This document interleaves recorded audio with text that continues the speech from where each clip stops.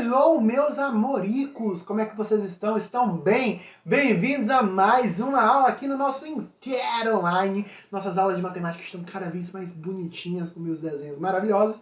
A gente já iniciou falando de fração, já tivemos aulas de dúvidas, vocês estão participando, turma. Cadê os sumidos? Ó, tô de olho. Turma, hoje a gente vai falar de frações equivalentes e simplificações. Antes de eu começar a explicar esse assunto, eu quero que vocês entendam o que significa dizer a palavra equivalente. Você fala assim, ó, comer chocolate é equivalente a eu comer sorvete. O que eu estou querendo dizer? Que tanto faz, né? As duas representam a mesma coisa para mim. Então a gente pode pegar essa ideia e trazer para a fração. Equivalente significa dizer a mesma coisa, a mesma quantidade, a mesma medida, tá bom? Vocês sabiam que existem frações escritas de formas diferentes que representam a mesma quantidade?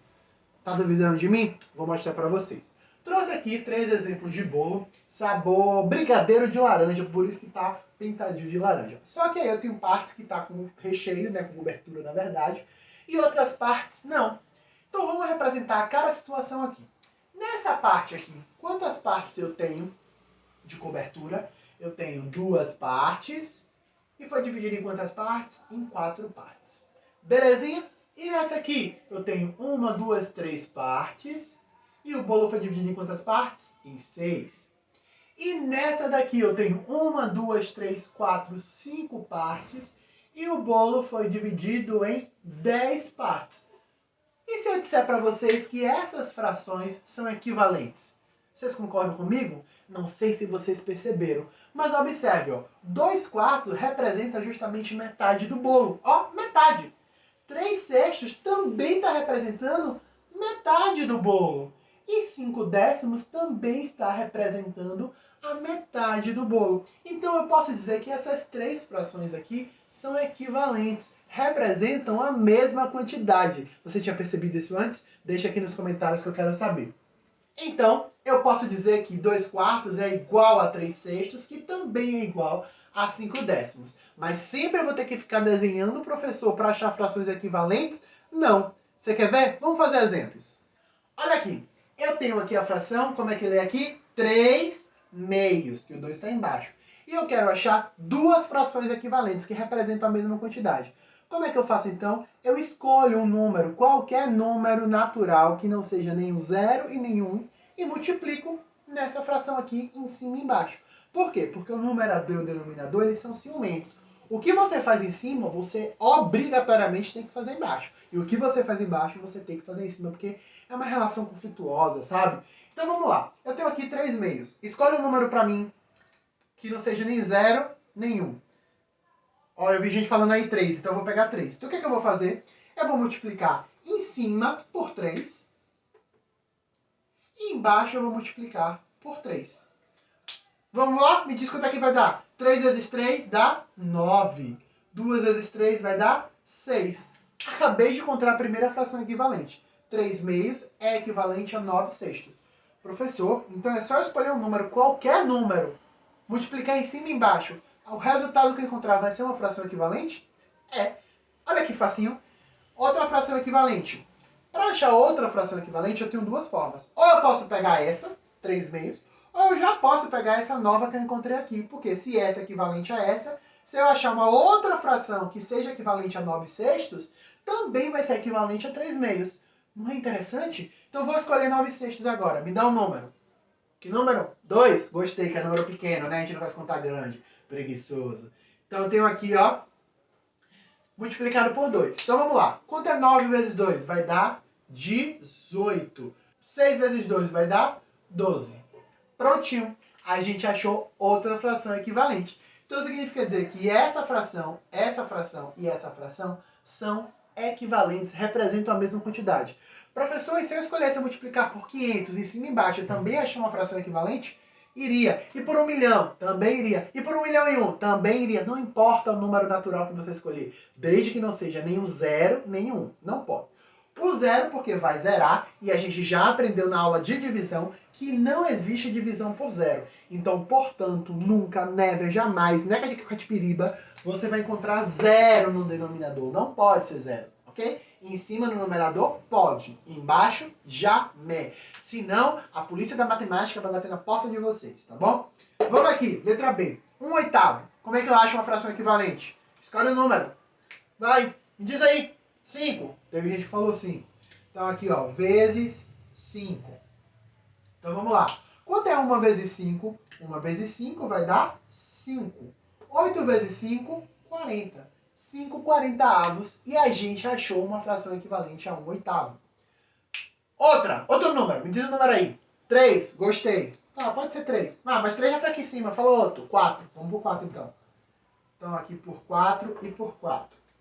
Então vamos lá. Quanto é 5 vezes 4? 5 vezes 4 é 20. 40 vezes 4 vai dar 160. A gente acabou de achar outra fração equivalente. 20 160avos é equivalente a 5 40avos, que é equivalente a 1/8. Então essas frações aqui representam a mesma quantidade.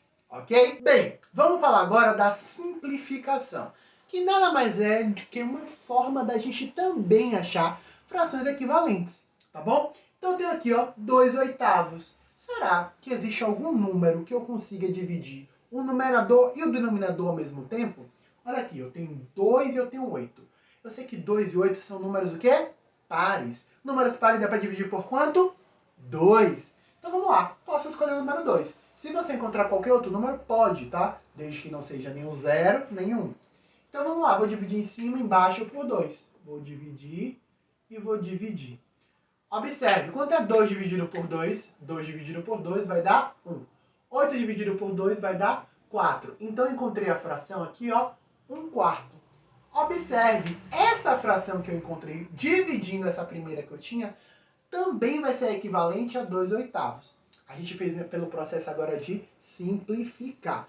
Quando a gente simplifica, turma, a gente está procurando a menor fração que representa aquela quantidade. Então, quando eu simplifiquei, eu encontrei 1/4. Será que existe algum outro número que eu consiga dividir 1 e 4 ao mesmo tempo? Não tem. Seria só 1, porque 1 só é divisível por ele mesmo. Então, como não posso dividir por 1, tá bom? No caso da simplificação, acaba aqui. Então, essa é a última fração. Com isso, quando a gente chega numa fração que a gente não tem nenhum outro número que consiga dividir em cima e embaixo, numerador e denominador, a gente chama esse caso aqui de fração irredutível, turma. Tá bom? Irredutível significa dizer que você não consegue mais simplificar ela. Observe, não é irresistível. Irresistível é o quê? Um bolo de chocolate, tá bom? É uma barra de chocolate. Irredutível são as frações que a gente não consegue mais simplificar. Vamos fazer outro exemplo aqui. Vamos supor agora que eu tenho 10 20avos e eu quero simplificar essa fração. Então, me diz um número que eu consiga dividir 10 e 20. Ah, professor, 2. 2 a gente consegue. Então vou dividir por 2 e vou dividir por 2. Quanto é 10 dividido por 2? 10 dividido por 2 é 5. 20 dividido por 2 é 10. A gente encontrou uma fração equivalente.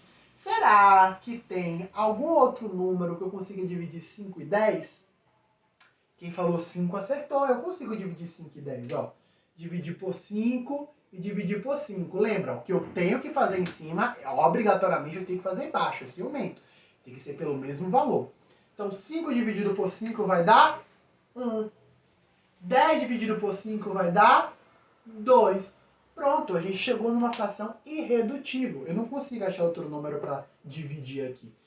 E quando a gente vai fazendo essas simplificações, ó, a gente vai encontrando frações equivalentes. Então, ó, 10 20avos é a mesma coisa que 5 10avos, que é a mesma coisa que 1 meio. Observe que eu falei 5 10avos. Não é 5 10avos, eu entendi que você me corrigiu aí. É 5 décimos, tá bom? Professor, essa 10 20avos que o senhor fez, e você começou dividindo por 2, eu poderia começar por outro número? Poderia. Por exemplo, você sabe que tem 10 e 20. Você pode dividir primeiro, sei lá, por 5. Então eu vou dividir primeiro por 5.